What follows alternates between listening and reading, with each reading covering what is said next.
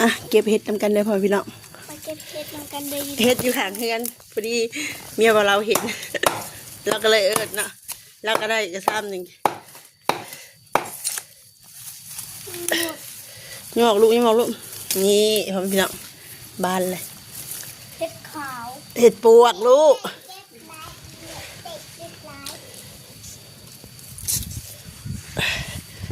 เห็ดปวกไอ้น้ำแม่นี่เขาเด็ดเป็นเอามาใส่คุกโอ้ยสบายดียามเช้าเด้อพี่น้องแม่ดอกเมียบอกเราให้โชคแต่เช้าแม่ดอกยังดอก อ้าวนี่พี่น้องแม่ดอกน้อยเอาไว้ให้มันใหญ่เนาะบ่แล้วลูกเอาแล้วจะเบิ่งไม่เฮ็ดเองลูกไม่สิเอาเองไปว่าให้มันใหญ่ได้ลูกแม่ดอกยังนี่ดอกเห็ดมันบานมันเฮ็ดลูกเฮ็ดบ่แม่ได้แม่มันเป็นดอกสีเขียวนี่ใช่ดอกหญ้าในป่ามูล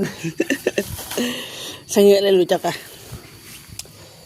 คักเลยพ่อแม่พี่น้องเฮ้ยอย่าออกแม่ลุยไปเยี่ยมมึงนะแม่แม่เอาสบายดีสบายดี นี่พ่อแม่พี่น้องเหยียบเห็ดเกือบมึงยังมองไว้โดย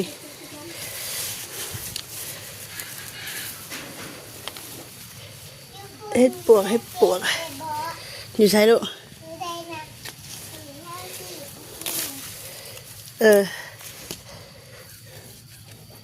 กำลังขึ้นกันมี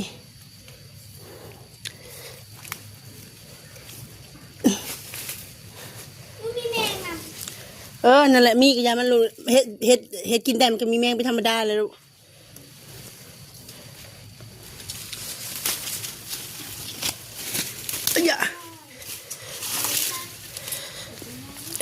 นี่ขึ้นอยู่นี่เนาะเห็ดปวก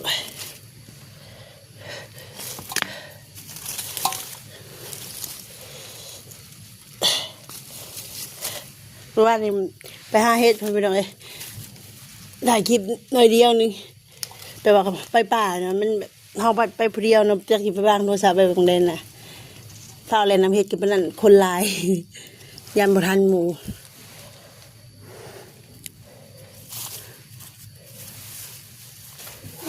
ฮะเห็นไหม